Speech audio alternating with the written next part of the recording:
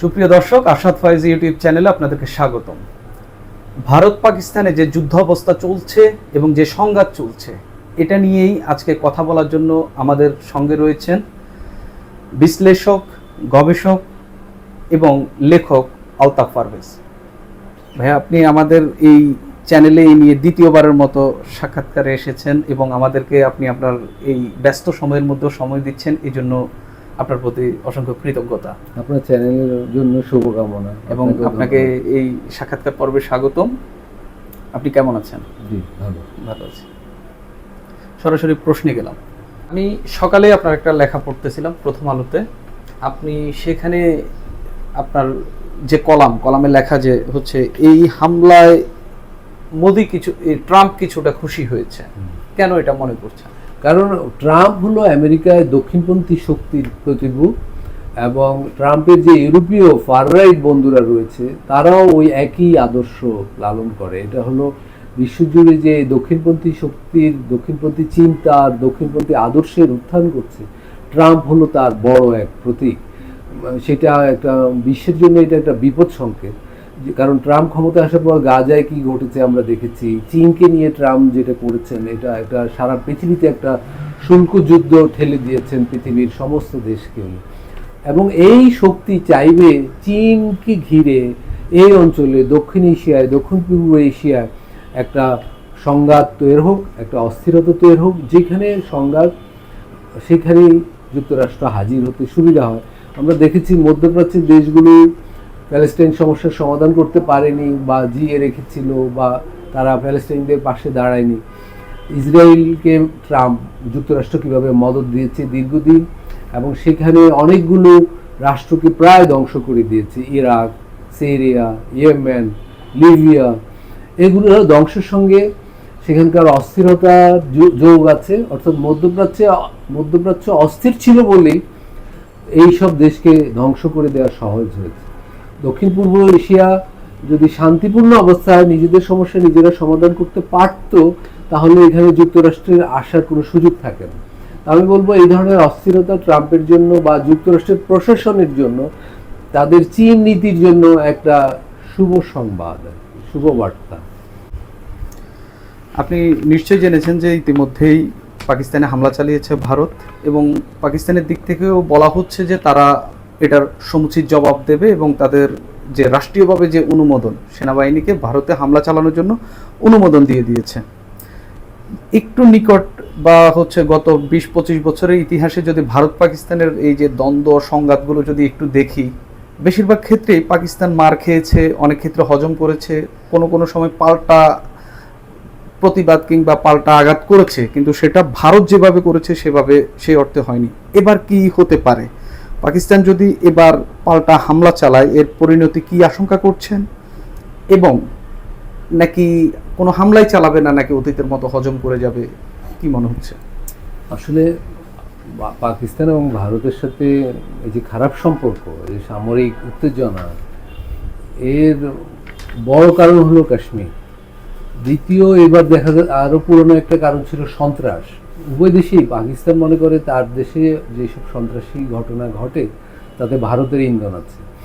ভারতও মনে করে তাদের কাশ্মীরে এবং তাদের অন্যান্য জায়গায় অনেক সন্ত্রাসী ঘটনা পাকিস্তান ঘটিয়েছে। সন্ত্রাস দ্বিতীয় সমস্যা, কাশ্মীর প্রথম সমস্যা। তৃতীয়ত, এবার দেখা যাচ্ছে যে এই পারস্পরিক যুদ্ধে, উত্তেজনায়, বিদ্বেষে পানি প্রশ্নটাও যুক্ত হলো। অর্থাৎ এবারের যুদ্ধটাকে আমরা এক ধরনের পানি যুদ্ধও বলতে পারি। ভারত পাকিস্তানের দ্বিপাক্ষিক অনেক নদীতে পানির প্রবাহে বাধা দিতে শুরু করেছে, এবং এর ফলে আজাদ কাশ্মীর সহ অনেক জায়গায় পানির সংকট ইতিমধ্যে শুরু হয়েছে। পাকিস্তানের জন্য, পাকিস্তানের প্রাণ প্রকৃতির জন্য এটা একটা বড় দুর্ভাবনার ব্যাপার। এখন তো সবাই যুদ্ধের গোলাগুলির অংশ দেখছে, গোলাগুলিতে মানুষের মৃত্যু দেখছে, কিন্তু অন্য একটা যুদ্ধ ভারত বেশ বড় আকারে শুরু করে দিয়েছে, সেটা হলো পানি যুদ্ধ। এইটাও একটা পাকিস্তানে অনেক বিরূপ প্রতিক্রিয়া রাখবে। কিন্তু যেহেতু যুদ্ধ মানে আমাদের পুরনো ধারণা, গোলাগুলি, মানুষের মৃত্যু, অবকাঠামো ক্ষয়ক্ষতি, সেদিক থেকে আমি বলবো যে ভারত যে যুদ্ধটা শুরু করেছে এটা এই যুদ্ধের ভিতর দিয়ে যুদ্ধ তো করে মানুষ এই কারণে যে নিজেকে নিরাপদ করার জন্য, বা কোনো দেশ যখন যুদ্ধ করে লক্ষ্য থাকে তার নিরাপত্তা বাড়ানো। কিন্তু ভারতের নিরাপত্তা এই যুদ্ধের মধ্যে দিয়ে বাড়বে এটা আমার মনে হয় না। মানে ভারত এবার যে পাকিস্তানে হামলা করলো, এইটা সে বিশ্ববাসীকে বোঝাতে পারেনি যে পেহেলগামে হামলার সঙ্গে পাকিস্তান নিয়ন্ত্রিত সন্ত্রাসীরা জড়িত। ফলে সারা বিশ্বে ভারত এই হামলার পক্ষে জনমত বা সমর্থন পেয়েছে এমন বলা যায় না। ফলে তথ্য প্রমাণ ছাড়াই পাকিস্তানকে সন্ত্রাসী রাষ্ট্র বলা এবং পাকিস্তানে হামলা চালানো, সেখানে যে 30-40 জন মানুষ ইতিমধ্যে মারা গেছে এবং মৃত্যুর সংখ্যা ক্রমাগত বাড়বে, এটা ভারতকে একটা আগ্রাসী রাষ্ট্রে পরিণত করতে পারে মানে আন্তর্জাতিক সমাজের কাছে। এই ঝুঁকি আছে। দ্বিতীয় ঝুঁকি হলো এই যুদ্ধ যদি প্রলম্বিত হয় এবং ভারত যেই আকারে যুদ্ধকে প্রলম্বিত করার হুমকি দিচ্ছে বা টেনে নিয়ে যেতে চাচ্ছে, এটা ভারতের অর্থনীতির জন্য একটা দুঃসংবাদ। কারণ প্রতিদিন এরকম যুদ্ধ চালাতে হাজার হাজার কোটি রুপি খরচ হয়। মানে ভারতের অবশ্যই অর্থনীতি বড় অর্থনীতি, কিন্তু একটা দীর্ঘ যুদ্ধ, সপ্তাহের পর সপ্তাহ, মাসের পর মাস যুদ্ধ চালিয়ে যাওয়া ভারতের জন্য এক পর্যায়ে কঠিন হবে। তো ফলে নিরাপত্তার ক্ষেত্রে কোনো লাভবান হবে বলে আমার মনে হয় না।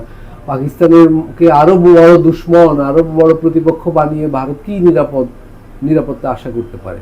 দ্বিতীয়ত অর্থনীতির জন্য এটা একটা খারাপ প্রভাব পড়বে এবং পড়তে শুরু করেছে। ভারতের শত শত বিমানবন্দর, আমরা তো শুধু পাকিস্তানের কথা শুনছি, কিন্তু ভারতের শত শত বিমানবন্দর বন্ধ, অনেকগুলো এয়ারলাইন্সের কাজ বন্ধ হয়ে গেছে, তারা স্বাভাবিক সার্ভিস দিচ্ছে না।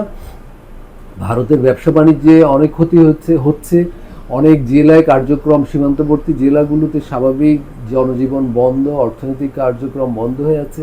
ফলে এই যে উত্তেজনাকে ব্যবসায়িক পণ্য করে তোলা, যুদ্ধকে ব্যবসায়িক পণ্য করে তোলা, এইটার একটা নানা ধরনের ক্ষতিকর দিকও আছে। যুদ্ধ যত প্রলম্বিত হবে এটা ভারতের জন্য ভালো হবে না আমার মনে হয়। পাকিস্তানের জন্য অবশ্যই ক্ষতিকর, কিন্তু যতদূর দেখছি যে পাকিস্তান একটা ডিফেন্সিভ আত্মরক্ষামূলক কৌশল নিয়েছে, আমার মতে পাকিস্তানের দিক থেকে এটাই ভালো। কারণ তারা ছোট অর্থনীতি, তাদের সেনাবাহিনী ভারতের তুলনায় ছোট, এবং তারা আগেই প্রমাণ করতে চায় যে ভারত একটা আগ্রাসী দেশ, অর্থাৎ কূটনীতিতে তারা এগিয়ে থাকতে চাচ্ছে। আবার সামরিক ক্ষয়ক্ষতিতেও তারা যতটা নিজেদের বিনিয়োগ কম রাখা যায় সেই চেষ্টা করছে। তাদের দিক থেকে এটা কৌশল ঠিকই আছে, কিন্তু তারা পানি যুদ্ধ কিভাবে মোকাবিলা করবে এটা আমার কাছে অস্পষ্ট। এটা একটা বিধ্বংসী ব্যাপার আর কি। এক্ষেত্রে একমাত্র উপায় হতে পারে পাকিস্তানের বন্ধু হিসেবে চীন যদি আন্তঃনদীগুলোতে ভারত দিয়ে প্রবাহিত হওয়া তাদের নদীগুলোতে চীন আবার বাধা দিয়ে দেয় পাকিস্তানের হয়ে, অর্থাৎ এই যুদ্ধ দীর্ঘস্থায়ী হলে চীন যদি জড়িয়ে পড়ে সেটাও ভারতের জন্য আরেকটা উদ্বেগের ব্যাপার হবে। এবং কিছুটা তো এই যুদ্ধ আঞ্চলিক চেহারা নিবে, যত প্রলম্বিত হবে সেটা এক ধরনের আঞ্চলিক চেহারা নিবে এবং সেটার আঁচ বাংলাদেশেও লাগবে। আপনার কি মনে হয় পাকিস্তান কি পাল্টা হামলা চালাবে কিনা? হ্যাঁ, পাকিস্তান আমার ধারণা পাল্টা হামলা চালাবে। কারণ এটা যুদ্ধ তো, এগুলো একটা জাতীয়তাবাদী অহং এই যুদ্ধের পিছিয়ে কাজ করে। ভারত দুটো হামলা চালিয়েছে গতকাল এবং আজকে, বা পরশু এবং গতকাল তারা ড্রোন হামলা চালিয়েছে, এর আগে তারা মিসাইল হামলা চালিয়েছে। ফলে পাকিস্তান একটা হামলা চালাবে, কিভাবে চালাবে আমরা জানি না, এবং কখন চালাবে তাও কেউ জানে না, কিন্তু অবশ্যই পাকিস্তান রিটেলিয়েট করবে। 19 অক্টোবর 2019 বিবিসিতে আপনার চোখে পড়েছে কিনা, এটা পাকিস্তান ভারত যুদ্ধ লাগার পর বা এই সংঘাতের পর খুব ভাইরাল একটা রিপোর্ট। বিবিসিতে একটা রিপোর্ট প্রকাশ হয়েছিল 6 বছর আগে, 2019 সালের 19 অক্টোবর। সেই রিপোর্টে একটা গবেষণার বরাত দিয়ে রিপোর্টের হেডিং করা হয়েছে ভারত পাকিস্তান পরমাণু যুদ্ধ 2025 সালে 12 কোটি মানুষ মারা যাবে। সেখানে তারা দুটা দৃশ্যপট দিয়েছে যে এই সংঘাতটা আসলে কিভাবে লাগবে। একটা দৃশ্যপট ভারতের যে পার্লামেন্ট সেখানে হামলা করবে একজন, এর মধ্য দিয়ে এই সংঘাত লাগবে। আরেকটা বলেছিল কাশ্মীরকে কেন্দ্র করে কাশ্মীরে হামলা হবে, এর মধ্য দিয়ে সংঘাতটা দু দেশের মধ্যে লাগবে। কাকতালীয়ভাবে এটা কিছুটা হইলেও সংঘাত যে লেগেছে, পারমাণবিক যুদ্ধ এখনো শুরু হয়নি হয়তো, কিন্তু সংঘাত তো লেগেছে। এটা কিভাবে মিলে যাচ্ছে? তখন ওই রিপোর্টেই যারা গবেষণা করেছিলেন তাদেরকে জিজ্ঞাসা করা হয়েছিল যে কেন 2025, তখন তারা বলেছিলেন যে শুধুমাত্র একটি ভবিষ্যৎ থেকে আমরা একটা বছর নির্ধারণ করে নিলাম। কিন্তু সেটাই আমরা এখন দেখলাম যে কাকতালীয়ভাবে কিছুটা মিলে যাচ্ছে। কি মনে হচ্ছে, কি কোনো প্ল্যান এটার পেছনে কাজ করছে কিনা, বা এই যে তারা যেটা অনুমান করলো 12.5 কোটি মানুষ মারা যাবে, সেটাও কি ঘটে যাইতে পারে কিনা?